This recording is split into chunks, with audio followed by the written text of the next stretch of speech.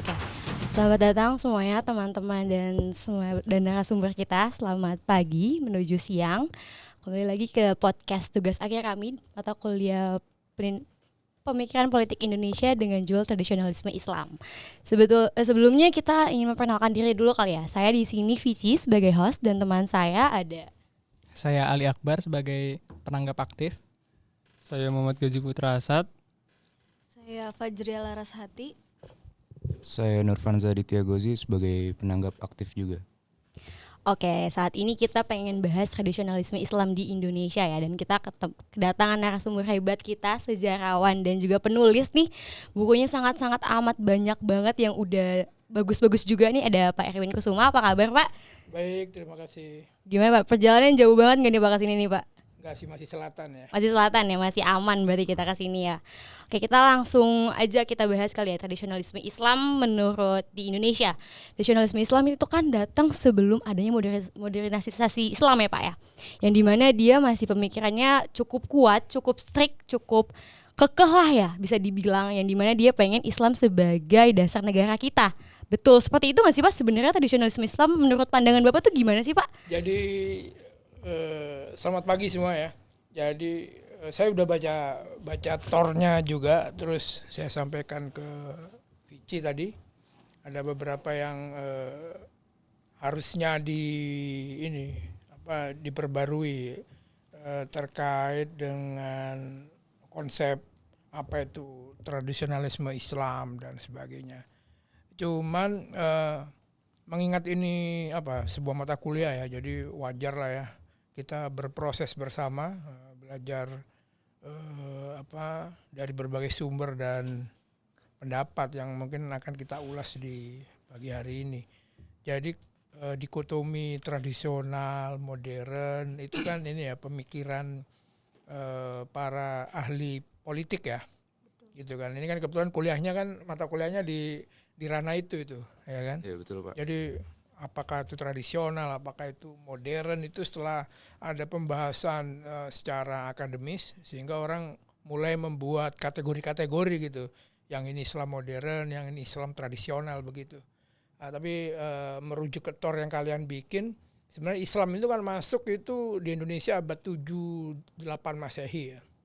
Abad 7 ke 8 Masehi, terus ada pertanyaan di situ kenapa baru kemudian di abad ke-15 seolah-olah mulai ada intervensi Islam ke kerajaan-kerajaan Nusantara gitu kan. Ya karena memang kalau dirunut dari sejarahnya bisa jadi Islam itu masuk ke Indonesia lebih lama dari abad ke-7 dan ke-8 gitu. Jadi para musafir Arab dalam berbagai manuskripnya yang mereka tulis. Jadi kan banyak itu orang-orang yang datang ke Indonesia kemudian mencatat apa yang terjadi di Nusantara. Ya kalau kita kenal musafir itu kan ada Marco Polo misalnya yang paling terkenal gitu kan. Ada Ibnu Battuta gitu-gitu. Nah, itu yang kalau dari Eropa, dari tradisi dunia Arab gitu. Itu kan mencatat mereka. Itu sudah melihat kayak di Sriwijaya di abad sebelum ke-8 Masehi itu sudah banyak orang Arab gitu kan di sana kan. Bahkan kalau kita ke arah timur Indonesia di Banda Neira, di Ternate itu juga histori mereka munculnya kesultanan dan kerajaan-kerajaan di sana itu tidak lepas dari mitologi yang di dalamnya itu ada tokoh-tokoh dengan nama Arab gitu ya. Gitu. Jadi dengan sendirinya ingin saya katakan bahwa Islam masuk tadinya lewat perdagangan, kemudian baru mempengaruhi secara kebudayaan, ya kan budaya, baru kemudian melihat peluang mempengaruhi kekuasaan gitu kan, kerajaan. Yang kalian katakan bahwa kemudian muncul kesultanan begitu kan. Nah itu setelah berpengaruh secara kebudayaan baru berpengaruh secara politik begitu. Dan cerita di seputar itu sangat menarik gitu. Ada satu buku itu baru saja diterjemahkan oleh Mizan itu. Saya lupa nanti dicek aja Lafan penulisnya salah satunya nama belakangnya Lafan gitu, nanti dicek aja. Itu dia mengilustrasikan bagaimana Marasilu itu raja Pasai Aceh gitu kan. Itu bagaimana Marasilu masuk Islam itu diilustrasikan menarik karena Marasilu itu bermimpi gitu kan, bermimpi ketemu Nabi Muhammad, kemudian dia bangun-bangun ini legendanya ya, bangun-bangun dia langsung bisa baca Al-Quran gitu si Marasilu ini, sehingga kemudian dia mendengar bahwa di pelabuhan Samudra Pasai sedang kedatangan seorang ahli Islam atau katakanlah seorang sufi lah, dipanggil lah ke istana, kemudian ditanya si sufi ini oleh Marasilu gitu, apa arti mimpinya, kemudian ditafsirkan oleh si sufi ini bahwa itu perintah untuk menjadi seorang muslim. Maka menjadilah Islam si Marasilu ini, kemudian namanya diubah menjadi Sultan Malik As-Saleh, ya kan, Malikus Saleh itu.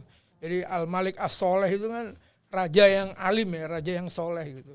Nama aslinya Marasilu kan begitu kan. Yeah. Nah, dan banyak hikayat-hikayat seperti ini di seputar abad ke-15 ke-16 bagaimana Islam secara budaya mempengaruhi Nusantara, kemudian berpengaruh juga ke kekuasaan.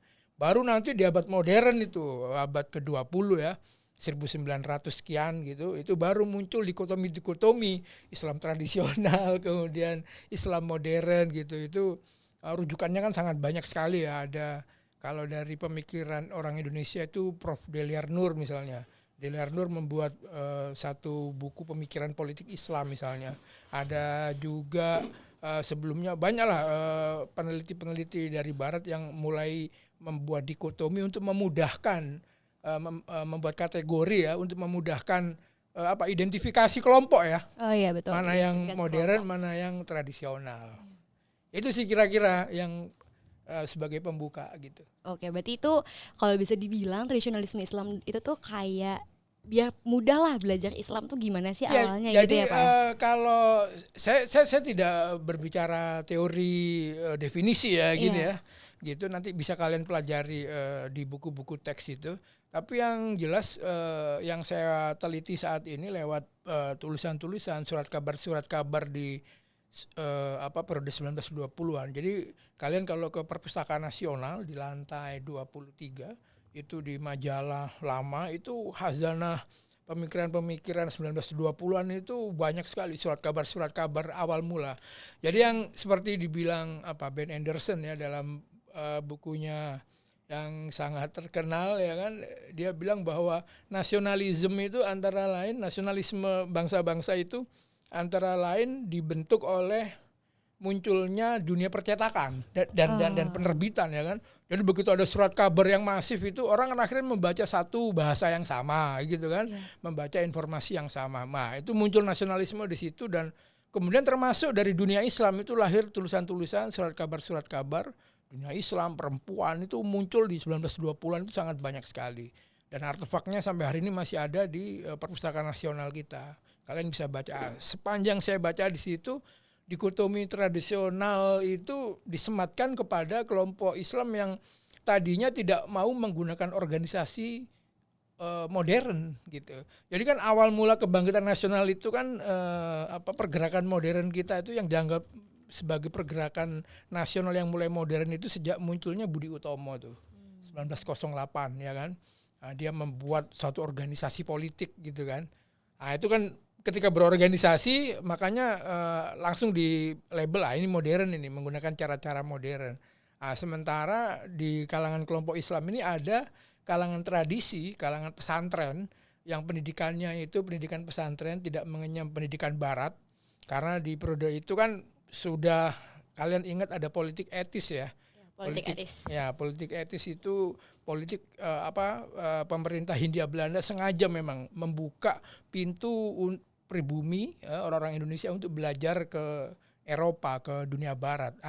Kalangan Islam tradisional ini bukan kalangan yang mengambil kesempatan untuk belajar di dunia barat ini gitu, tapi mereka mengenyam pendidikan di pesantren, sebuah institusi pendidikan yang memang sudah mereka bikin sejak abad ke-17-18. Jadi masih sangat tradisional sekali. Transformasi pengetahuannya langsung dari Hijaz, dari Arab gitu kan. Gitu. Ini kebetulan memang dianggap terlambat dalam berorganisasi. Jadi dia tidak menggunakan cara-cara modern. Begitu Budi Utomo kemudian kan ada Sarekat Islam ya kan. Ada Sarekat Islam, bahkan ada yang mengatakan Sarekat Islam itu lebih awal daripada Budi Utomo gitu. Kalau kita merujuk pada Pramudia Nantatur gitu kan. Karena dia bilang bahwa Sarekat Dagang Islam (SDI) itu lebih dulu daripada Budi Utomo kalau kita baca novelnya Pramudia Anantatur ya gitu. Kemudian setelah itu Muhammadiyah. Oh ya, Muhammadiyah masuk tuh mulai Masuk.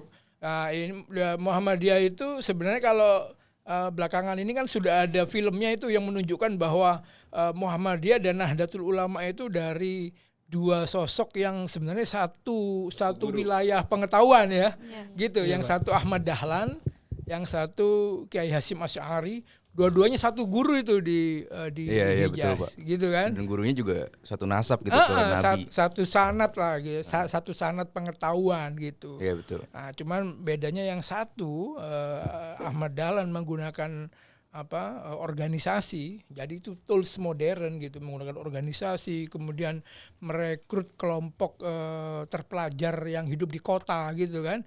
Akhirnya di Muhammadiyah ini bergabunglah orang-orang Islam yang berpengetahuan barat gitu, yang berpendidikan secara barat, yang dianggap modern saat itu. Nah, ini duluan ini membuat organisasi dan fokusnya memang lebih ke kesejahteraan ya kan. Jadi selain dakwah Islam, dia juga membuat sekolah, membuat rumah sakit, membuat panti asuhan, level gerakannya begitu. Nah, sementara yang Nahdlatul Ulama itu belum berorganisasi mereka sampai tahun 1926 kemudian gitu. Walaupun menarik sebenarnya, kita ini kan selalu bersandar ke ini ya, tulisan-tulisan dari sarjana Eropa yang kemudian kita hanya membaca hari ini dan tidak berusaha merevisi gitu ya, atau meninjau kembali gitu. Nah, padahal di kalangan Nahdlatul Ulama itu di Islam tradisional itu sebenarnya walaupun belum berorganisasi, belum membentuk organisasi NU secara resmi tahun 1926, tapi sebenarnya di tahun-tahun 1914, 1915 hampir berbarengan dengan Muhammadiyah lah. Itu ada beberapa tokohnya di Surabaya seperti Kiai Wahab Hasbullah yang sangat terkenal, itu sudah membentuk sekolah yang sifatnya modern, dan dia waktu itu bekerja sama dengan, kalau kalian kenal, Kiai Haji Mas Mansur. Kiai Haji Mas Mansur ini nanti kemudian di periode zaman Jepang 4 serangkai ya kan, kalau di buku pelajaran kita itu. Kiai Mas Mansur dengan Wahab Hasbullah ini di Surabaya di tahun 1900 sekian belasan gitu ya, itu sudah membuat satu semacam organisasi pengkaderan atau kelompok studi lah, namanya Taswirul Afkar. Dan hari ini masih ada artefaknya itu di Kebon Dalam di Surabaya, masih ada bangunan cagar budayanya di masjid, di musola, di mana mereka mengumpulkan anak-anak muda untuk mendidik secara modern. Namanya saja Arab ya, Taswirul Afkar. Tapi kalau kita, itu juga menunjukkan penamaan dengan menggunakan bahasa Arab itu menunjukkan dari mana sanad ilmu pengetahuan dia berasal. Bukan dari barat tapi dari Hijaz, dari Arab gitu Arab kan. langsung ya Pak. Iya, sehingga Jadi namanya identitas, kelihatan. iya, identitas. sehingga dia lebih nyaman menggunakan terma bahasa Arab, term bahasa Arab. Taswirul Afkar. Taswirul Afkar itu kalau diterjemahkan ke bahasa Inggris bisa kita katakan mind mapping gitu. Jadi bagaimana memetakan pemikiran-pemikiran. Bayangin tuh tahun segitu itu sudah ada anak-anak muda yang dikumpulkan di kelompok studi semacam itu. Itu tokohnya Wahab Hasbullah dan Kiai Haji Mas Mansur.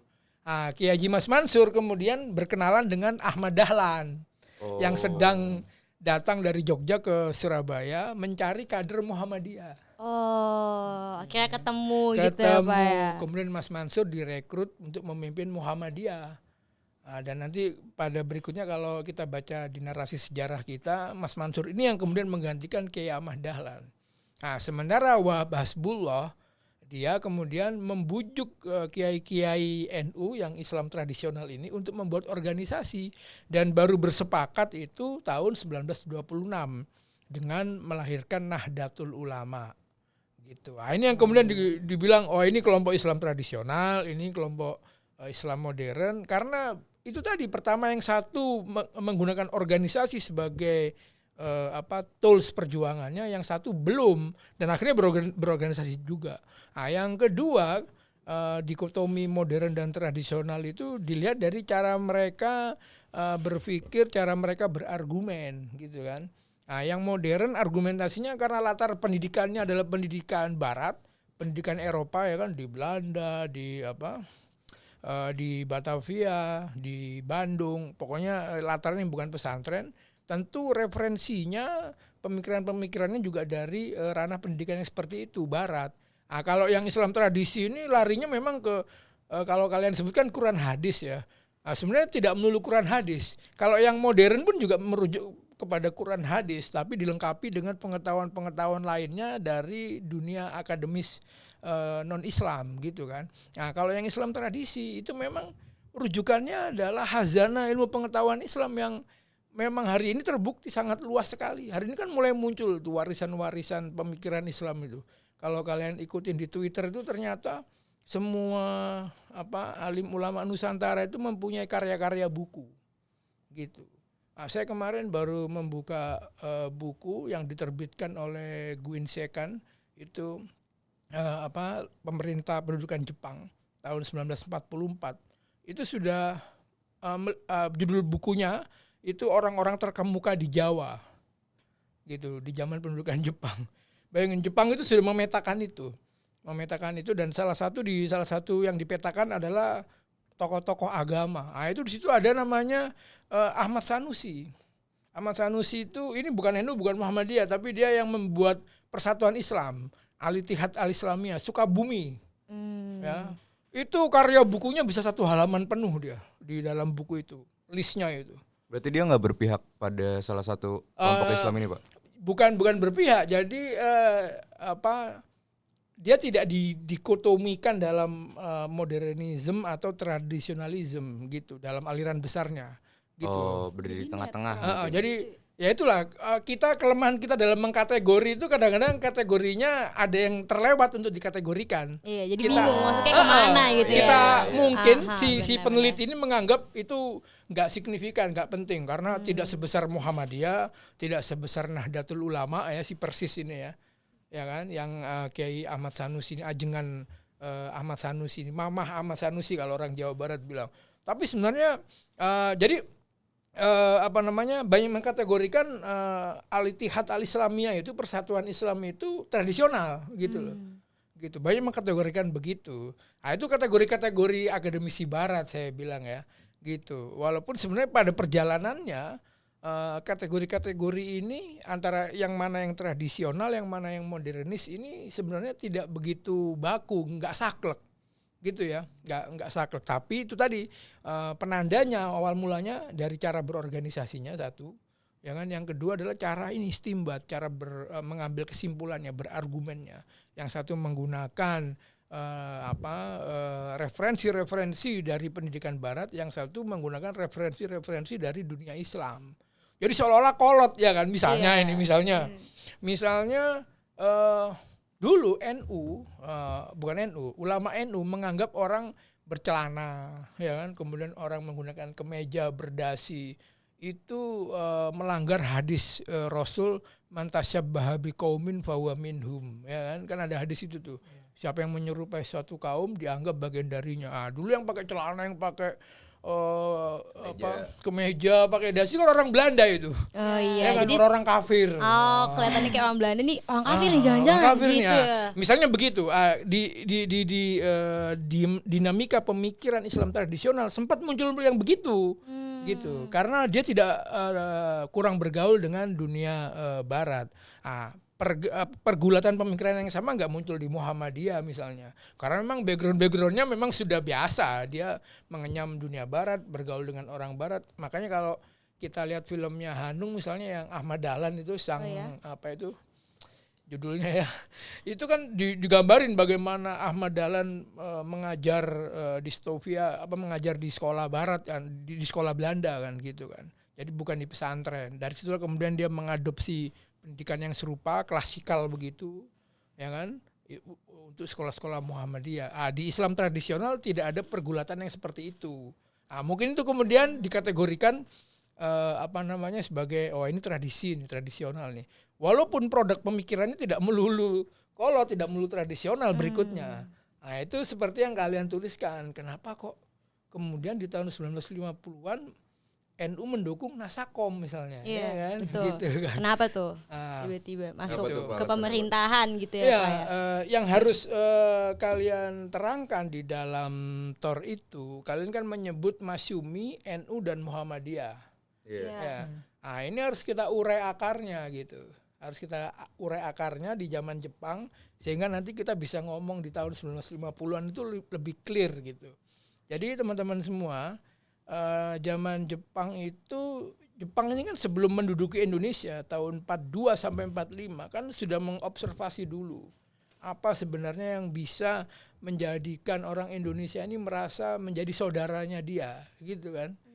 Akan karena Jepang ini kan datang ini kan sebagai saudara kan. Iya. Awalnya baik ya. Awalnya baik iya, katanya ya. iya. Bakal ngelindungin gitu. Iya betul, gerakan 3A. Karena ada Tiga ya. A itu Ya dia. kan? Kalian pasti hafal itu di Iya. mata pelajaran sejarah gitu. Ha, kan. betul. Gitu. Jepang waktu itu mengobservasi bahwa dia harus merangkul kalangan Islam. Tadi yang dirangkul itu Islam yang kalian sebut sebagai Islam modernis itu.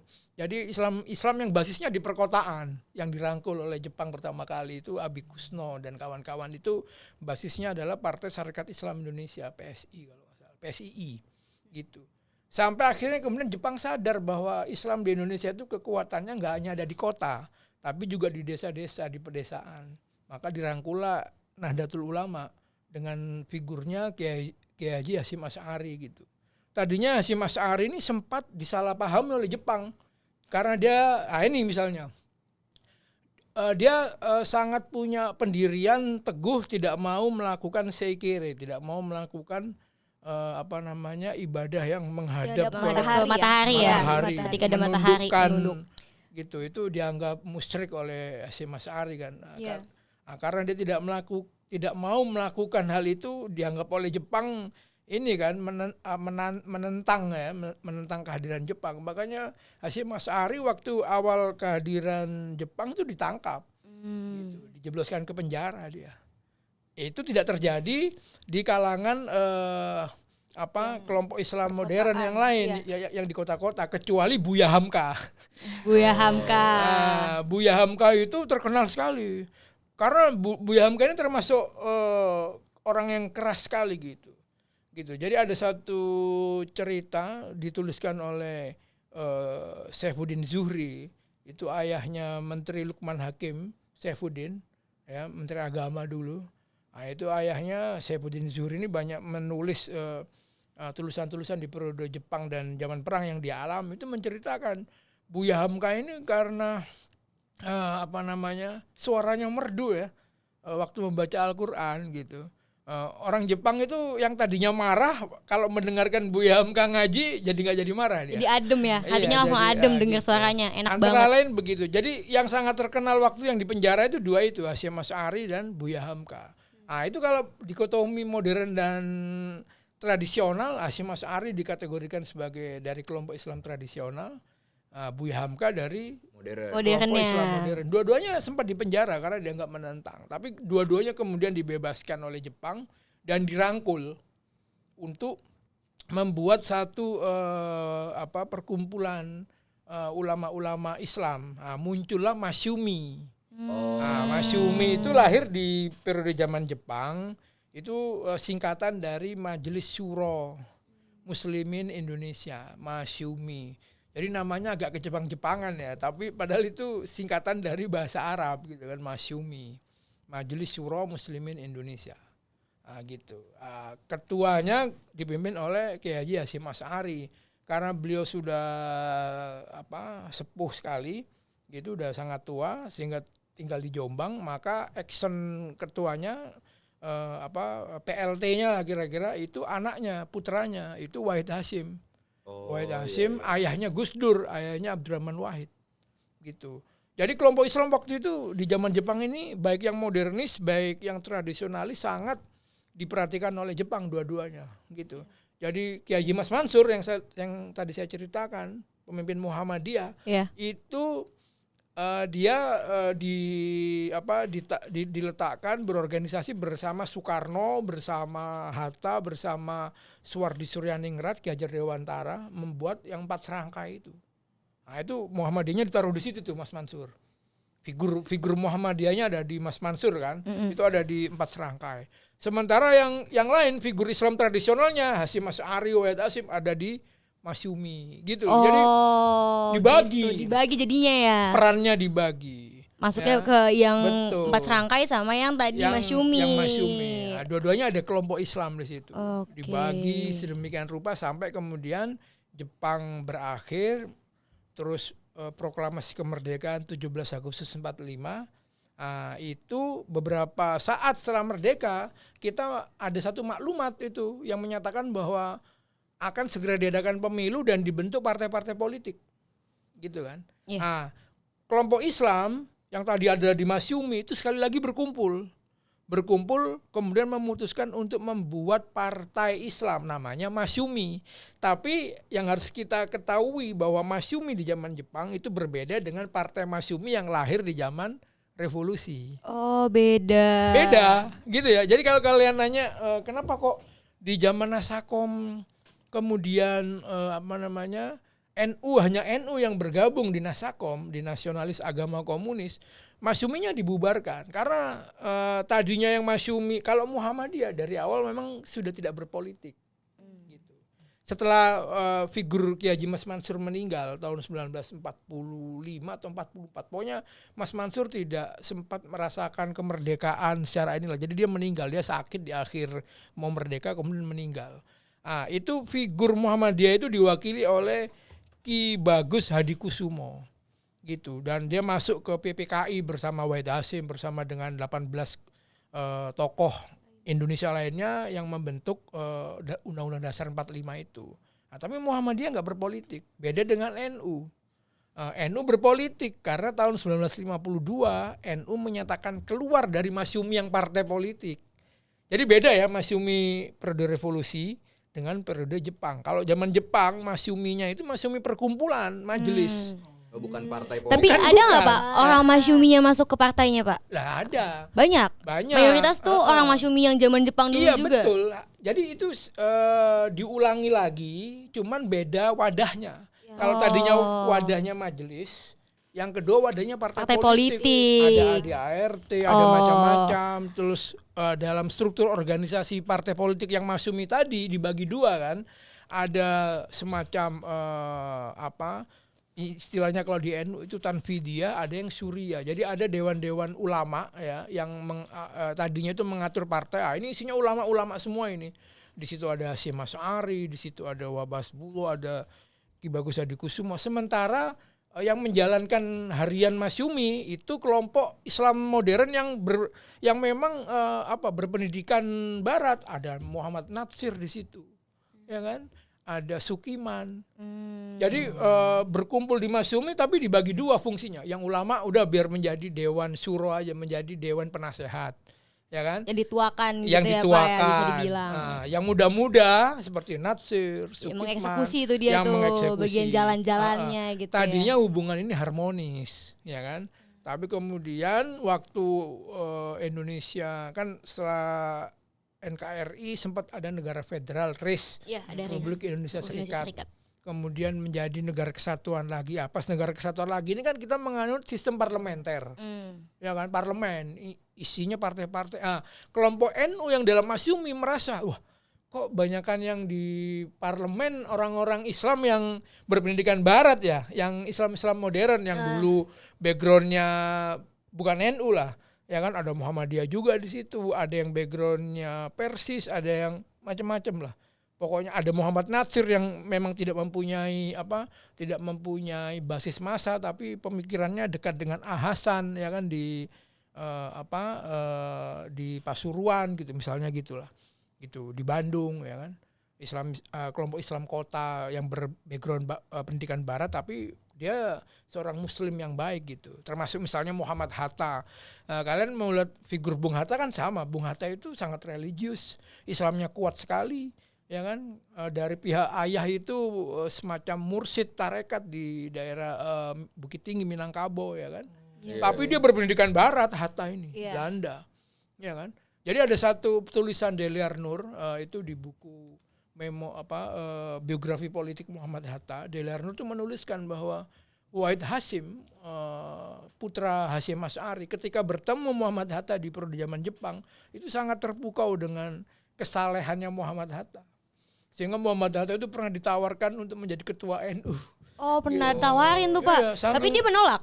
Ya bukan menolak ya, karena Hatta merasa dia bukan dari kelompok Iya, bukan kebagian sana bukan gitu dari ya. bukan dari wilayah sanad ilmu pengetahuan yang sama, bukan dari alam berpikir yang sama. Dia memang basisnya dulu Islam tradisional di Minangkabau, tapi kemudian kan pemikiran yang membentuk dia kan pikiran barat di Eropa. Setara dengan Sultan Syahrir. Hal-hal semacam ini di kelompok Islam di Masyumi ada, misalnya Sukitman. Sukitman itu kan juga sama, dia dari tradisi Eropa ya kan, kemudian berpolitik bersama Masyumi dengan identitas Islam. Jadi dalam dikotomi tradisionalis modernis ini, sekali lagi saya katakan ini adalah dikotomi kategori yang dibuat oleh peneliti-peneliti akademisi barat untuk memudahkan mereka untuk mengidentifikasi orang-orang ini. Tapi kalau kita telisik lebih detail person to person, itu ada irisan-irisan yang sangat menarik sekali, yang sudah nggak ada batasan mana yang tradisi, mana yang modern gitu. Kita tidak bisa mengatakan bahwa Wahid Hasyim itu tradisional, enggak. Wahid Hasyim sangat modern. Dan mungkin karena cara berpikirnya yang modern itu, kemudian Soekarno mengetahui kualitas dia, kemudian diajak dari awal, sudah diajak menjadi BPUPKI, ya kan, badan persiapan untuk usaha ini kemerdekaan Republik Indonesia. Cuman berapa orang? 18 orang atau 36, saya lupa. Tapi Wahid Hasyim itu diajak oleh Soekarno. Karena mungkin tahu, walaupun ini orang tidak pernah belajar di dunia barat, tidak pernah mengenyam sekolah di Eropa gitu kan, ya kan, hanya seperti santri yang lain gitu. Tapi dia memiliki kualitas pemikiran yang sudah bisa diajak berpikir maju gitu. Karena kalau baca biografinya Wahid Hasyim, walaupun dia di pesantren, oleh ibunya kan memang dipanggilkan guru bahasa ya, untuk belajar bahasa Belanda, sehingga dia menelaah literatur Belanda secara otodidak. Literatur barat secara otodidak. Nah, jadi person to person tuh begitu. Ya kan? Kemudian dari Wahid Hasyim ini kemudian modernisme NU dimulai. Nah, keluar kan NU dari Masyumi membuat partai sendiri. Muhammadiyah bagaimana? Muhammadiyah tidak berpolitik. Jadi mungkin secara individu tetap ada di Masyumi. Secara individu loh ya. Bukan secara organisasi. Karena tujuannya dia tadi ngesejahterakan iya, gitu ya. Karena Dia memang dia itu di politik. Jamaiyah. Muhammadiyah itu dari awal konsisten jamaiyah. Dia hanya organisasi kemasyarakatan, ormas. Ormas. NU sama, NU tadinya ormas, 1926 ormas. Kemudian bergulat di Masyumi, ya kan? Terus dia melihat, loh kok timpang ini, yang di parlemen kebanyakan teman-teman dari Islam modern. Nah, dia pengen juga ada sumber daya manusianya yang eksis di politik. Ada eksistensinya ya kan? juga gitu kelihatan harusnya. Iya, maka NU waktu 1950-an itu partai politik. NU itu sempat menjadi partai politik.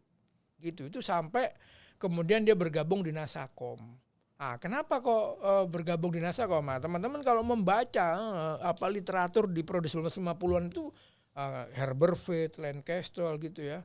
Bahkan almarhum Buya Syafi'i Ma'arif sendiri gitu ya, pemikiran-pemikiran awalnya itu memandang bahwa itu cara tricky gitu ya yang dilakukan oleh NU, politik praktisnya NU itu seperti itu gitu. Jadi dia meninggalkan kelompok Islam. Walaupun kalau di NU sendiri mempunyai pembelaan-pembelaan berdasarkan argumen-argumen yang dia bangun dari jurisprudensi Islam yang dia pelajari gitu. Itu ada dalilnya semua kenapa dia di Nasakom gitu kan. Karena dia melihat bahwa Masyumi itu kan dibubarkan kemudian oleh Soekarno di tahun 1960-an gitu kan. Jadi NU melihat bahwa kalau seandainya tidak ada representasi Islam dalam kekuatannya Soekarno yang Nasakom tadi, itu malah tidak menguntungkan umat Islam. Jadi di NU sendiri tidak mudah memutuskan untuk bergabung di Nasakom. Jadi ada dua figur teman-teman di NU itu. Namanya tadi setelah Haji Hasyim Asy'ari meninggal tahun 1947, ya kan, NU itu dipimpin oleh Wahab Hasbullah. dia dianggap yang tertua kedua gitu. Nah, tapi kemudian Wahab Hasbullah ini didampingi oleh namanya Kiai Bisri Samsuri. Gitu. Kiai Bisri Samsuri ini menarik sekali karena dia ini yang dianggap yang menjaga kehati-hatian politik prudennya NU ini di Kiai Bisri Samsuri ini. Nah, Kiai Bisri Samsuri ini kakeknya Gus Dur kebetulan, jadi mengawinkan putrinya ke Wahid Hasyim. Jadi dia sama Hadratus Hasyim Asy'ari itu besanan ya. Besanan, Jadi, besan. Mempelajari politik Islam tradisionalnya NU itu ada satu buku sendiri, Zamahsari Dovir namanya. Itu membedah tradisi pesantren, judul bukunya LP3IS. Itu dibedah itu. Jadi kalian kalau baca buku itu akan kelihatan pertalian antar tokoh ini gitu. Gitu. Nah, dalam NU, Bisri Samsuri dengan Wahab Hasbullah itu waktu bergabung di Nasakom juga mempunyai pendapat yang berbeda gitu. Kalau Bisri Samsuri menganggap kita NU jangan bergabung ke Nasakom gitu. Wahab Hasbullah menganggap bergabung. Alasannya Bisri Samsuri adalah ada satu pertikaian waktu itu ya, karena terkait dengan pemilu 1955. Bisri Samsuri merasa bahwa dekret presiden yang dilakukan oleh Soekarno tahun 59 itu adalah cara yang dianggap menggosop suara gitu. Kalian tahu gosop ya? Apa tuh, Pak? Gosop itu kalau di pesantren, misalnya di masjid ada sandal orang itu, terus saya pakai itu sandal. Tapi nggak ngomong dan nggak nyuri, nanti dibalikin. Minjem sementara tapi nggak bilang gitu. Itu kalau di dalam bahasa pesantren gosop. Gitu. Gosop. Jadi menggunakan hak orang lain tanpa persetujuan. Iya, tanpa perizinan gitu ya. Gitu. Hasil pemilu 55 ya kan, yang dimenangkan oleh nomor 1 PNI, nomor 2 Masyumi, nomor 3 NU, baru nomor 4 PKI, ya kan, 4 besar ini. Yeah. Gitu. Itu kan kemudian dianulir oleh dekret presiden itu. Gitu. Kemudian Soekarno membuat DPRGR namanya. Ya kan, DPRGR itu Dewan Perwakilan Rakyat Gotong Royong. Nasakom kan itu kan. Soekarno membubarkan partai-partai ya kan. Gitu kan, dengan dekret itu dianggap oleh Bisri Samsuri kalau NU masuk ke DPRGR itu berarti menggosok suara-suara hasil pemilu 55. Nah, itu haram buat Bisri Samsuri. Gitu. Sementara kalau Wahab Hasbullah berpikiran lebih pragmatis. Ngapain? Masuk aja dulu. Gitu kan kosong, kita masuk dulu, enggak apa-apa.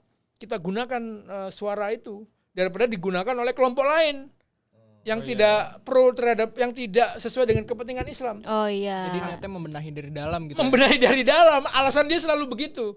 Nanti kalau nggak kerasan di dalam bisa keluar dengan gampang. Daripada nggak dibantuin dalamnya gitu, nggak dibenerin. Biar aja dulu gitu ya. Ya bayangin, itu perdebatan pemikiran di dalam NU waktu akan memutuskan bergabung dengan Nasakom atau tidak gitu. Karena kelompok Islam modernis yang di Masyumi sudah benar-benar tidak berkutik.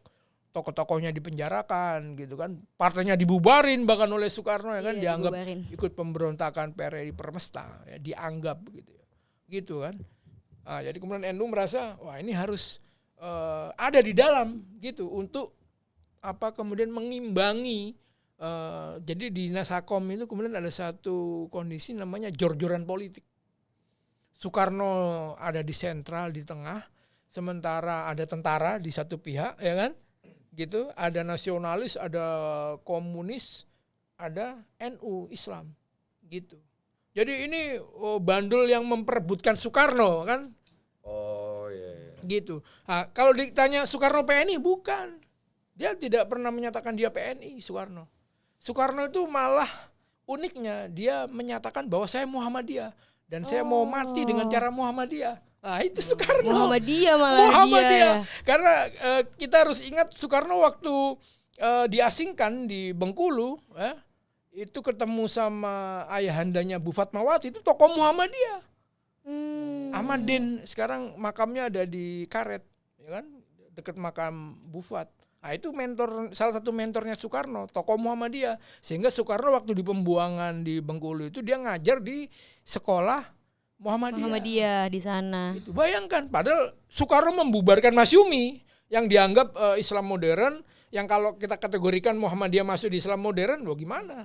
ya kan? Iya, Jadi benar. ada irisan-irisan yang nggak kaku untuk kita mendefinisikan yang mana modern, yang mana tradisional. Tradisional. Politik itu begitu. Nah, Soekarno mengaku sampai akhir hayatnya dia Muhammadiyah, dan pesannya adalah dia pengen dimakamkan dirawat jenazahnya sebagai cara orang Muhammadiyah. Muhammadiyah. Itu Soekarno. Walaupun dia bersahabat dengan Wahab Hasbullah, ya kan? Bersahabat dengan tokoh-tokoh NU yang mendukung Nasakom, dengan Saifuddin Zuri, menterinya itu selalu Saifuddin Zuri, menteri agamanya. Iya. Ya kan? Gitu kan, itu putranya Lukman Hakim Saifuddin ya. Gitu, itu putra bungsunya yang kemudian jadi Menak juga. Itu ayahnya sangat loyal terhadap Soekarno. Gitu kan, menteri agama dari NU. Tapi Soekarno tidak pernah menjadi orang NU. Dia tetap dia adalah kader Muhammadiyah. Nah, itu kalau kalian membedakan Masyumi, Muhammadiyah dan NU. Posisinya begitu. Ya, jadi dikotominya itu akan berbeda. Ada di tahun. irisannya. Betul. Dan tidak sesaklek itu kita bilang ini modernis, ini tradisionalis. Dan nggak segampang itu ya sebenarnya. Dan nggak kalau segampang kita itu. pelajarin Jadi ya, Pak, ya. itulah tugas kalian yang belajar ilmu politik untuk kemudian mengeluarkan tesis-tesis baru tentang kategori-kategori kelompok politik di Indonesia ini gitu. Jadi itu sebuah diskursus yang masih terbuka gitu, dengan penelitian yang baru kita melihat data-data yang ada. Jangan-jangan cara pandang orang-orang akademisi barat ini berbeda dengan cara pandang kalian yang benar-benar orang Indonesia, kemudian bergumul sehari-hari dengan masyarakat Indonesia, mungkin dekat dengan tokoh-tokoh, menghayati pemikirannya, membaca ulang kembali naskah-naskah yang lama gitu ya. Itu sih untuk bicara Islam tradisional gitu ya. Oke, kita kan tadi udah bahas nih Islam di Indonesia lah, dari awalnya gimana, sampai akhirnya ada tradisional, ada modern, dan bahkan ada kelompok-kelompok tertentu yang nggak kelihatan, nggak bisa dikategorikan gitu, nggak masuk gitu ya Pak.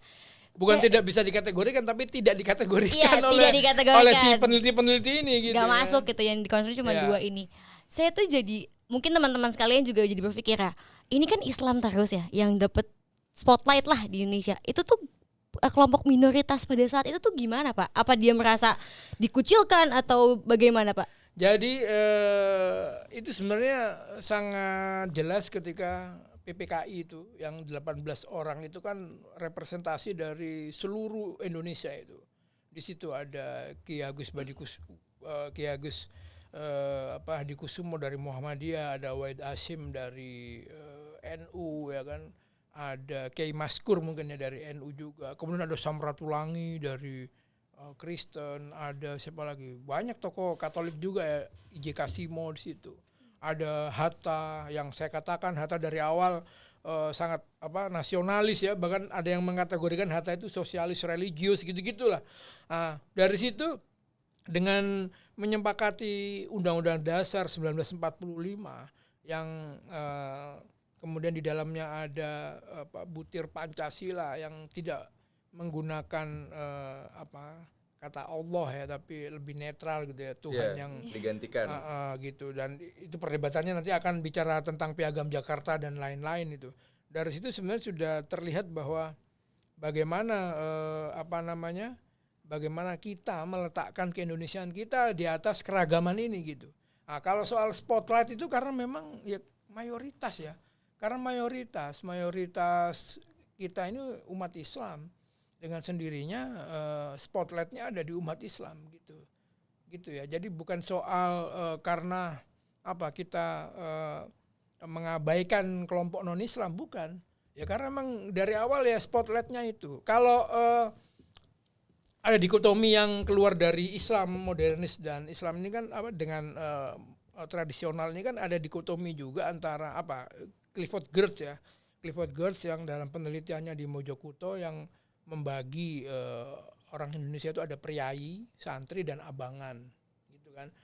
Jadi kalau priai itu kan darah biru ya, kebanyakan pangrepraja mereka ya di birokrasi. Bangsawan gitu ya. Kemudian ada kelompok abangan itu yang Islam juga tapi Islam juga, Kristen juga, tapi hanya KTP, hanya nominal saja. Oh. Ya kan? Tertulisnya aja. Tertulisnya aja gitu. Ini kan banyak orang Indonesia yang seperti ini. Banyak. Sampai sekarang juga masih banyak sih, sampai Pak. hari ini. Sampai hari ini. Itu sama GERD dikategorikan sebagai abangan, dan abangan ini dianggap dia tidak terlalu taat terhadap satu keyakinan agama tidak terlalu agamais gitu ya. Tapi lebih menjunjung akar budaya yang diajarkan oleh nenek moyang dia gitu kan gitu. Terus baru ada santri. Santri ini kalau GERD meninggalkan dikotomi modernis dan tradisionalis. Jadi santri itu pokoknya semua yang dilihat oleh GERD sebagai orang yang taat mengikuti ajaran agama, ya, konsekuen terhadap ajaran agamanya, walaupun nanti itu dia modernis kayak secara berpolitik atau tradisionalis kayak, tapi dianggapnya oleh GERD santri.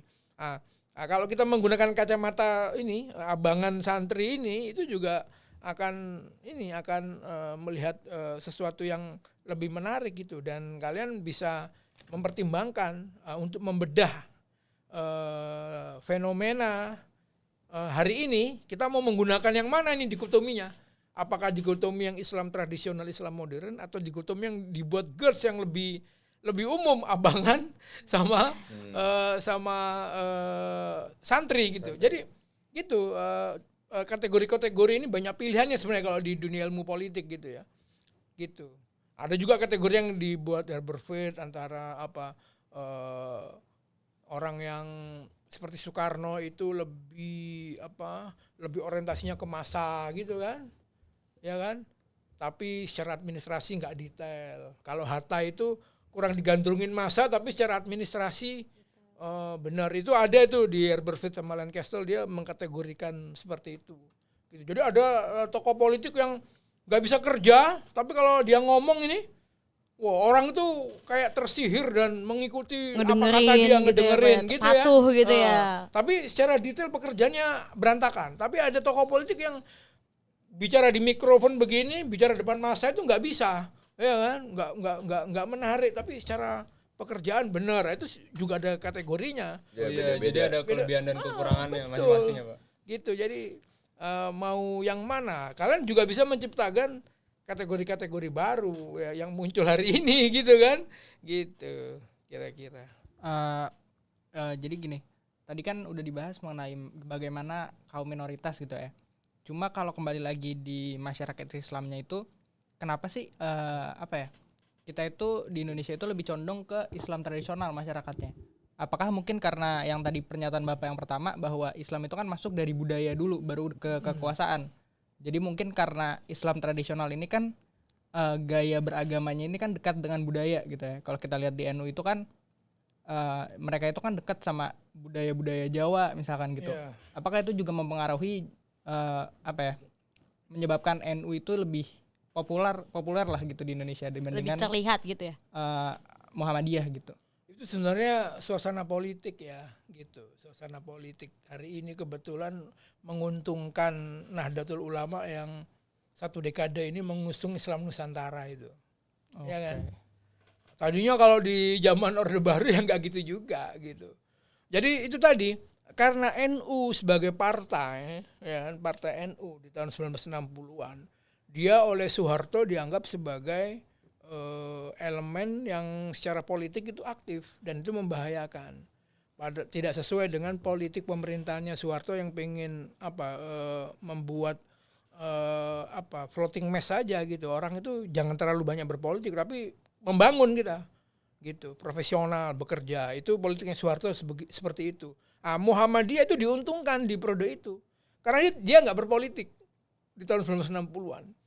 Sehingga beberapa individu, dan Muhammadiyah kan concern di dunia sosial ya. Iya, kesejahteraan tadi ya tujuannya. Sekolah, yayasan. Nah itu mungkin selaras dengan ide pembangunannya Soeharto.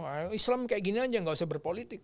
Gitu sampai kan. Sekarang Muhammadiyah gitu. Tapi udah kesejahteraan aja misalnya gitu. Itu menguntung, itu sesuai dengan cara berpikir pemerintahan saat itu ya. Muhammadiyah di periode Orde Baru lebih aman quote and quote daripada NU, lebih populer gitu ya, yang apolitis ya. Tapi begitu masuk di periode-periode akhir ini dengan kondisi tantangan yang sudah berbeda hari ini, ya kan?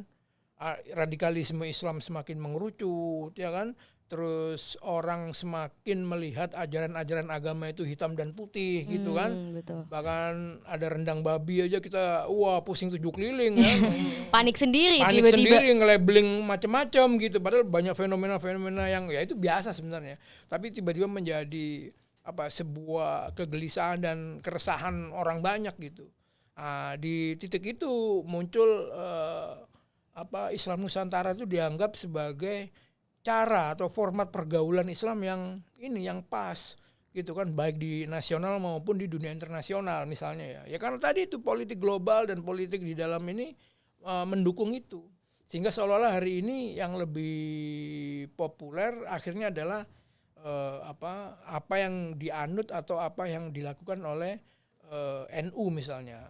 Walaupun itu kalau kita lihat dinamika yang belakangan ini kan juga kita bisa punya kritik gitu, bagaimana sikapnya Muhammadiyah terhadap penindasan kayak Wadas kayak apa gitu kan. Iya, Wadas. Kemudian bagaimana NU menyikapi itu ya, konflik pertambangan gitu.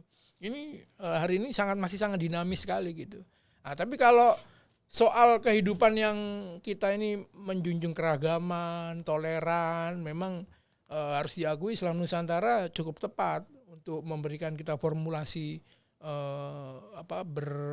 bernegara, bermasyarakat dengan baik gitu sih.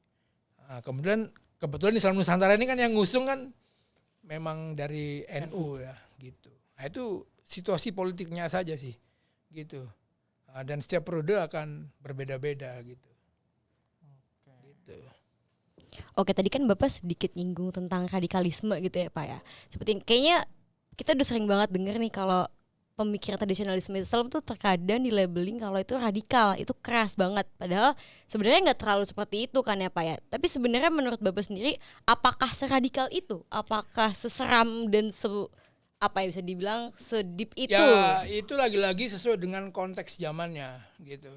Dahulu awal mula yang saya sebutkan surat kabar yang muncul di 1920-an itu dikotomi Islam non-Islam itu keras juga waktu itu. Gak hanya Muhammadiyah atau kelompok non-NU aja yang keras terhadap kelompok non-Muslim ya gitu. Waktu itu keras gitu, keras. Tapi ya kalau kita kembalikan ke konteks hari ini, radikalisme yang terjadi hari ini dengan yang radikalisme tahun 1980-an kan beda. Kelompoknya sudah berbeda begitu ya. Gitu. Kalau 1980-an itu masih ada sisa-sisa dari NII ya, DITI gitu kan. DITI. Gitu. Dan itu mempunyai konteks sejarah yang berbeda dengan ideologi transglobal ini. Kalau yang radikalisme yang sekarang terorisme ini kan import ya, datang dari luar. Berarti sebenarnya nggak ada kesinambungan dalam sana. Sebenarnya nggak ada, cuman ada irisannya dengan pemurnian ajaran-ajaran Islam. Gitu, oh misalnya. iya. Gitu. Kalau di NU ini kan banyak dibilang banyakan bid'ahnya gitu ya misalnya. Iya. Gitu. Nah kelompok-kelompok yang radikal ini kebetulan saya kira memang banyak menggunakan cara-cara kelompok yang mengangkat pemurnian Islam. Tapi terjebaknya adalah kita menganggap orang yang memurnikan Islam dianggapnya teroris. Itu yang bahayanya begitu. Pandangannya berarti yang salah ya. Ya kan, misalnya kamu pakai celana ngatung gitu. Ya kan, celana ngatung begitu. Nanti dikiranya karena teroris kebetulan banyak menggunakan cara yang sama, jenggotan, celananya ngatung gitu. Akhirnya labeling gitu. Itu yang paling berbahaya hari ini begitu. Jadi melabel hal-hal yang padahal ya kita jenggotan aja gitu ya. Biasa saja. Gitu. Biasa aja itu tren atau atau mode yang dia merasa cocok gitu ya kan. Gitu. Tapi orang-orang tuh malah mikirnya macem-macem. Jadi labeling misalnya menggunakan cadar gitu ya. Oh iya. Menggunakan cadar tuh kita seolah-olah nggak nyaman. Pandangannya udah jadi buruk sendiri karena labeling yang ada tadi labeling gitu yang ya. ada gitu. Itu yang harus kita hindari dari pendikotomian ini dalam kehidupan sehari-hari. Gitu. Jadi jangan mudah menjudge orang bahwa wah dia pakai cadar dia radikal, nah, gitu misalnya ya. Dia teroris, nah, itu jangan gitu. mudah. Wah, bawa bom. Tasnya gede nih bawa bom. Takutnya Iya. malah mikirnya kayak gitu ya. Iya ya sama kayak dulu kita aktivis kan kalau bawa tas gede-gede gitu bercandanya wah ini bawa molotov ya gitu Wah, kan misalnya. Iya. Gitu zaman-zaman demonstrasi dulu ya. Gitu sih. Ini kita udah cukup lama, udah hampir 1 jam nih kita ngobrol-ngobrol nggak berasa sebenarnya ya. Apa Bapak Ya. mungkin berasa nih? Udah 1 lama. jam ya? Iya, kita udah hampir 1 jam nih kita ngobrol-ngobrol asik banget ternyata ya. Seseram Iya. itu ternyata politik kalau dibicarain dan sejarah. Ya kalian ngelihat ke tornya aja apakah dari pertanyaan kritis yang kalian ajukan di tor itu sudah terjawab semua atau masih ada yang belum terjawab? Sudah cukup detail sih kalau dari teman-teman sekalian. Apakah ada yang mau ditanyain lagi nih? Mungkin aku mau bertanya sedikit. Misalkan kan mayoritas di Indonesia ini kan Islam ya, tapi kenapa sekarang kayak politik yang berpartai-partai Islam ini kayak mengalami penurunan saat di pemilu gitu? Bukankah sebagai penganut paham tradisionalisme seharusnya partai-partai Islam bukannya banyak yang diminati gitu ya Pak? Apa mungkin karena sekarang itu udah lebih banyak orang-orang yang berpikiran modern gitu Pak? Jadi sebenarnya saya pengen keluar dari dikotomi modern tradisional ya, tapi lebih rasional ya, gitu. Jadi orang-orang sudah semakin rasional saya pikir ya, sehingga tidak melulu pilihan politiknya itu selalu senada dengan pilihan agamanya begitu. Tapi sebenarnya itu edukasi-edukasi yang sudah sejak awal dilakukan oleh tokoh-tokoh Islam seperti Nurcholish Madjid misalnya. Nurcholish Madjid itu tahun 19 Nurcholish Madjid ini dianggap neo-masyumi kalau secara pemikiran gitu. Jadi dia orang Islam, sanatnya kuat di tradisional Islam, pikiran-pikiran tapi dia sekolah di barat kemudian kan sekolah di Amerika, dia sosiologi. Situ tahun 1970-an pulang ke Indonesia itu dianggap membawa pikiran-pikiran modernisme Islam, neo-masyumi dikatakan. Nah, itu memang sudah mengedukasi di awal-awal periode itu, misalnya dengan slogan dia Islam yes, Partai Islam no. Oh iya itu. Itu sangat terkenal sekali. Jadi edukasi-edukasi itu dalam rangka sebenarnya yaitu tadi untuk membuat floating mass dan membuat fanatisme terhadap agama itu tidak dibawa kepada fanatisme di dunia politik misalnya. Jadi orang mulai dibikin rasional bahwa pilihan benar salah itu tidak dalam agama itu bisa jadi berbeda pilihan benar dan salah dalam dunia politik. Tidak terlalu saklek berarti ya, Iya, udah jadi dibuat didesain sudah seperti mulai itu. diedukasi untuk menjadi lebih rasional dan lebih membuka pilihan-pilihan baru yang memungkinkan. Nah, akhirnya mungkin hari ini kita mulai menuai itu. Misalnya begini, partai mana yang menang belum tentu pilpres itu kan pemilihan langsung itu dari partai yang menang kan gitu ya. Iya. Itu. Jadi itu yang juga harus menjadi kehati-hatian buat para politisi dan orang-orang partai untuk tidak mudah, tidak merasa bahwa dengan sendirinya kalau partainya menang maka tokoh yang dia usung itu pasti akan menang. Itu belum tentu dalam pilpres itu kan begitu ya, kan orang di pilpres udah lain lagi, sudah nggak melihat background partai, tapi lebih melihat background sosok Individunya gitu kan. sendiri itu bagaimana cocok gitu nggak sama gua kan gitu. Serasional itu orang gitu, sudah nggak ngelihat partainya lagi gitu. Jadi partai bisa menang secara parlemen gitu ya, secara partai, tapi sosok yang diusung oleh partai belum tentu dipilih juga oleh orang yang mencoblos partai itu. Jadi beda lagi. Jadi orang udah sangat pragmatis, sangat rasional, sudah mulai mempunyai pilihan-pilihan. Nah itulah satu hal yang bisa kita nikmati dari reformasi 98 gitu kan, nggak ada tekanan dalam berpolitik gitu. Itu Bebas aja, gitu ya, bebas. Nah, itu yang paling kita syukuri, terlepas dari berbagai kekurangan yang ada, tapi itu yang paling kita syukuri. Gitu. Kita bebas berpolitik, bebas menentukan sikap dan pemikiran. Gitu. Tapi biasanya kan Pak ada yang suka mikir oh ini kita pemimpin kita harus Islam. Iya seperti betul. itu. Itu tadi ada yang masih bagian seperti itu, yaitu bagian dari upaya kita yang nggak boleh berhenti dalam mengedukasi supaya orang terus dalam berpolitik itu, dalam bernegara itu yang dikedepankan adalah rasional. Bukan gitu. agamanya. Bukan agama gitu. Karena sebenarnya juga nggak bisa dicampurin ya. Ini tuh dua elemen yang berbeda. nggak sih, Iya, Pak? Iya. walaupun ada irisannya juga, ada sesuatu yang bisa kita hukumi dengan menggunakan pengetahuan agama kita gitu. Iya betul Pak. Gitu. Ada, tapi ada beberapa hal yang di luar pilihan-pilihan keyakinan agama gitu. Gitu kira-kira ya.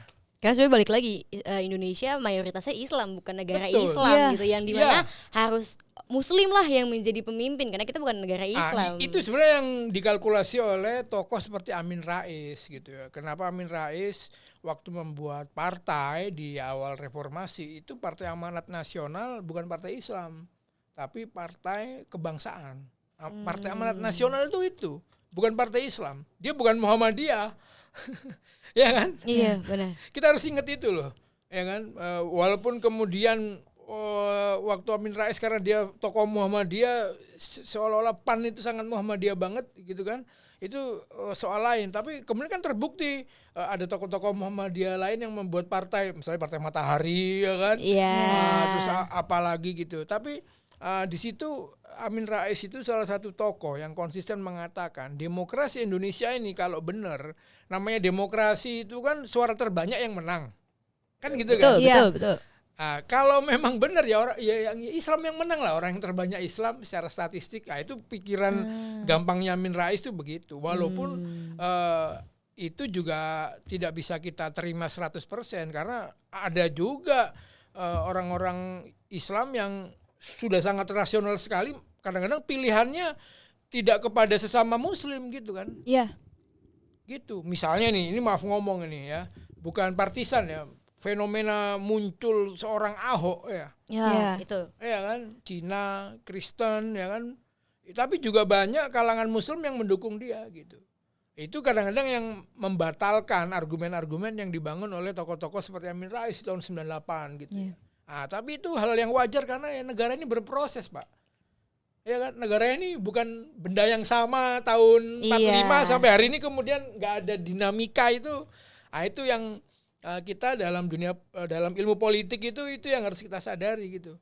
Jadi narasi-narasi sejarah di masa lalu itu digunakan untuk membangun argumen hari ini itu untuk melihat realitas perubahan itu. Gitu. Bukan untuk melihat kesinambungan yang sama, tapi ya dinamika pasti berbeda. Karena berkembang ya Berkembang. lama. Kita harus berkembang, gak mungkin stuck di sana-sana aja. Nggak mungkin itu aja. Iya. Gitu sih ya. Jadi walaupun ya ada sebagian kecil yang kalian bilang tadi masih Iya, begini masih begini. berpikirnya masih ya itu bagian dari edukasi yang harus terus dilakukan gitu. Tapi untungnya sekarang udah nggak se-strict dan seketat itu pemikirannya Ya karena kita sudah mungkin sekarang sudah beralih. iya. Hubungannya udah bukan politik identitas yang keagamaan mungkin ya, tapi sudah lebih ke apa? Kita misalnya ini hari ini kita mengandai-andai saja hari ini bayangan resesi dunia, bayangan inflasi ya kan di depan kita ini. Kalian mungkin belum kerja belum merasakan tapi ya kan, atau tapi sudah merasakan lah kalau ngafe sekarang coffee shop itu ya kan, kopi harganya berapa, makanan harganya berapa kan kerasa sekali. Ada inflasi, ada ya kan barang-barang semakin tinggi, terus resesi dunia dengan krisis perang Eropa ini kan gitu kan. Itu mungkin juga bisa menggeser realitas politik yang ada di Indonesia nantinya. Sudah urusannya bukan soal pemimpin yang agamis atau apa, tapi lebih bisa nggak pemimpin ini menyelamatkan kita dari masalah-masalah yang ada saat ini yang gitu. yang kita hadapi saat ini gitu sih ya kan. Udah cukup kali ya. Apa ada yang mau ditanyain lagi nih dari teman-teman sekalian? Cukup ya. Cukup ya. Sekarang kita apa ya? Kita rangkum, kita simpulkan apa sih pembicaraan kita 1 jam ini sebenarnya inti sarinya tuh apa aja sih, Gazi? Coba boleh tolong. Saya izin ini ya Pak, merangkum atas apa yang Bapak paparkan. Mohon maaf kalau ada kesalahan-kesalahannya ya Pak. Tadi disebutkan bahwa Islam itu kan masuk pada abad ke-7 yang dimana masuknya tuh awalnya tuh lewat perdagangan, kemudian masuk ke kebudayaan yang dimana mereka saat berada di dalam situ tuh mengintervensi ke kerajaan yang ada di Indonesia. Kemudian mereka ingin masuk ke dalam ranah politik yang ada di Indonesia yang akhirnya mempengaruhi kekuasaan yang ada. kemudian ada kalangan tradisi yang bukan kalangan tradisi Islam yang kalangan itu tidak mengenyam, yang mengenyamnya itu pendidikan yang kebarat-baratan, Pak. Yang dimana mereka masih terus ada juga kelompok yang tradisional yang mengenyam pendidikan dari sejarahnya, yaitu dari timur. Kemudian masuklah Muhammadiyah, ya, suatu organisasi, dan juga NU yang terlambat dalam berorganisasinya, yang dimana Muhammadiyah itu merekrut orang-orangnya itu terpelajar yang belajar dari Barat dan mereka dianggap Islam yang modern. Nah, NU ini yang terlambat berorganisasi itu sebenarnya sebelumnya itu sudah membentuk suatu sekolah. Terus dikotomi tradisional itu dilihat dari mana mereka berasal, yang dimana modern itu dilihat dari latar belakang pendidikannya yang dari Barat, menjadi mereka berpikiran itu modern, sedangkan yang tradisional itu dari hazanah yang mereka itu berlatar belakangan pendidikan dari pesantren. Dan banyak akademisi dari Barat yang mengategorikan Islam itu bergabung dari Islam yang tradisional. Nah, kemudian itu muncul Nasakom yang ada pada penjajahan Jepang yang masuk ke Indonesia, yang awalnya itu dengan Jepang ini kan masuk ke Indonesia itu maksudnya itu baik. Nah, kemudian Jepang menganggap Islam itu tidak hanya kuat di kota, namun di daerah juga kuat gitu loh. Terus terdapat tokoh-tokoh yang ditangkap oleh Jepang, yang dimana ada tokoh Islam yang modern yaitu Buya Hamka, dan juga tokoh tradisional Islam tradisional itu Hasyim Asy'ari. Terus lahirlah sebuah partai, ya, Masyumi, yaitu lahir pada masa Jepang yang diketuai oleh Kiai Haji Hasyim Asy'ari.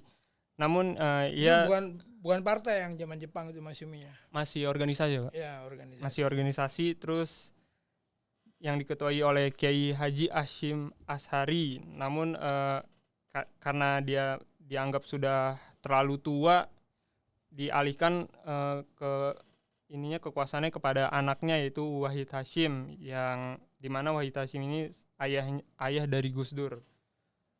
Terus terdapat pemisahan di Indonesia, yang dimana di dalam 4 serangkai itu terdapat Islam yang modern, yang di dalamnya terdapat kedua Muhammadiyah, dan di dalam Masyumi itu merupakan Islam yang tradisional. Di Indonesia itu seringkali ada yang bahas mengenai Islam bagaimana kaum minoritas, karena yang tadi dibahas tuh mengenai Islam terus. Kita bukannya mengabaikan mereka, namun kita memang di Indonesia itu kan mayoritasnya Islam. Nah, maka dari itu kita harus meletakkan mereka atas keberagaman yang ada. Dan tadi sempat disinggung tentang kelompok radikalisme ini yang dia tuh menggunakan kemurnian Islam. Namun karena kemurniannya itu dianggap orang-orang tuh sebagai teroris lah atau apalah, yang dimana pemikiran mereka yang menjadi kemana-mana, yang laki menggunakan celana 3/4 lah, ngatung, atau yang berjenggot, yang perempuan memakai cadar dianggap teroris, membawa bom. Ya seperti itu sih kurang lebihnya. Cara benang merahnya ini kan tadi kan kita ngebahas tentang tradisionalisme Islam di Indonesia. Jadi kita sebenarnya tuh simpulannya kita bisa lihat bahwasanya nggak bisa dibilang kalau kategorinya secara saklek gitu, secara tegas gitu ya Pak. Tradisionalisme Islam maupun modernisme Islam itu memiliki ya kesamaan lah pada dasarnya gitu ya Pak. Cuman membedakan bagaimana cara berpikir mereka, latar belakang mereka, dan juga tentu saja masuknya gimana, yang dimana Muhammadiyah ini selaku tradisionalisme Islam, modernisme Islam itu dilihat karena dia sudah melakukan organisasi sejak awal, yang dimana sebenarnya NU itu dia udah mulai organisasi cuman tidak secara resmi, dan baru ada itu sejak tahun 1966 baru dia membuat organisasi NU tadi gitu ya Pak. Dan secara pemikiran pun kita bisa membedakan tradisionalisme Islam dengan modernisme Islam berdasarkan sudut pandang, yang dimana modernisme Islam ini berlatar belakang para pemikir-pemikir dari yang mengenyam pendidikan dari barat lah. Betul. Pemikirannya dia. Sedangkan tradisionalisme Islam ini sering dikatakan kaku, strict, ataupun tidak bisa diganggu gugat karena pemikiran dia pemurnian Islam, yang dimana dia hanya ingin apa yang ada dalam hadis dan apa yang dikatakan dalam Al-Quran, dan itu hanya pandangan dia, tidak ada tuh yang namanya kemajuan yang dilihat dari seperti apa yang dilihat oleh kaum modernisme Islam tadi. Apakah seperti itu kesimpulan kita ya? Catatannya yang tradisionalisme Islam tadinya oleh orang-orang oleh akademisi yang menggunakan kategori itu dianggapnya kan pikirannya mundur gitu ya. Iya, pemikirannya karena mundur, kolot gitu ya. Karena referensinya adalah referensi hanya bersumber dari satu dunia ya. Dan stuck di situ-situ aja, nggak ada gitu. Padahal kemudian pada perkembangannya hari ini terbukti yang saya bilang tadi, dari referensi Hazanah Islam ini begitu, itu ternyata muncul hal-hal yang menarik dan itu beyond dari modernism. Nah, ini menarik misalnya. Dulu itu sebelum muncul dunia medsos, muncul pemikiran-pemikiran Islam Nusantara, ya kayak misalnya tradisi Simtud Duror ya kan Diba gitu-gitu ya yang ada di dunia masyayikh Arab itu ya, itu dianggapnya sepele ya kan. Tapi hari ini kemudian digali hazanahnya, kita hormati siapa yang menyusun, dan kita anggap hal yang tadinya hanya budaya, tradisi, kampungan begitu ya, itu ternyata adalah sebuah karya sastra akhirnya kan, misalnya begitu. Jadi ada pemaknaan ulang atas hal-hal yang tadinya dibilang tradisional itu adalah kampungan, adalah puritan, jumud, hanya bersandar dari satu dunia saja. Ternyata dari satu dunia yang timur ini, yang Arab ini gitu misalnya ya, itu ternyata juga sebenarnya itu merefleksikan dari kebudayaan-kebudayaan dunia yang lain. Itu bagian dari kekayaan hazanah kebudayaan dunia yang lain yang sebenarnya nggak patut untuk kita kategorikan ini timur, ini barat, ini mana begitu. Tradisionalisme hari ini saya katakan itu ya hanya kategori masa lalu lah ya, gitu ya. Hanya kategori masa lalu. Hari ini pemikiran yang tadinya dianggap tradisional ternyata beyond modern, gitu, melampaui dunia modern. Tadi itu misalnya Simtud Duror itu dulu dibaan oleh orang-orang yang mungkin nggak paham ya ya kan, wah sholawatan gitu, seolah-olah itu hanya tradisi tertentu aja. Gitu kan, tapi ketika mulai dikaji siapa sih yang bikin Simtud Duror gitu kan, ini isinya apa sih, karya apa, pakai bahasa apa, akhirnya bisa kita sejajarkan, oh ini karya sastra ini, mulai dikulik mulai dikaji kembali itu intinya. Jadi Islam tradisional dengan sendirinya akan menjadi pengkategorian masa lampau itu di masa lampau yang hari ini karena sudah maknanya, definisinya sudah berkembang. Gitu. Jadi mana yang modern, mana yang tradisional hari ini sudah berubah. Gitu, udah nggak ada sebenarnya, itu udah melebur aja jadi satu gitu ya sekarang. Tapi kalau untuk mengkaji hal yang sifatnya masa lampau nih, yang tadi saya bilang untuk melihat dinamika itu, ya nggak apa-apa kita menggunakan kategori itu, kategori tradisional, modernis, ya kan, atau untuk mempelajari lagi sejarah kita itu sebenarnya seperti apa sih gitu ya Pak. Pakai kategori abangan, priayi, santri gitu. Yang tadi kita bahas. Gitu ya kira-kira ya. Oke deh, sebelumnya makasih banyak nih Pak udah mau ngobrol sama kita nih, ngebahas tentang sejarah di Indonesia tuh bagaimana, apalagi tradisionalisme Islam yang tadi kita udah kulik 1 jam tanpa ada rasa. Pak Erwin Kusuma, sekali lagi boleh dong tepuk tangan teman-teman semua nih, sejarawan hebat kita dan penulis kita. Jadi segitu aja dari kita saat ini, kurang lebihnya mohon maaf. Saya Vici sebagai host dan mewakili teman-teman kami semua pamit undur diri. Thank you semuanya. Terima kasih semuanya. Bye.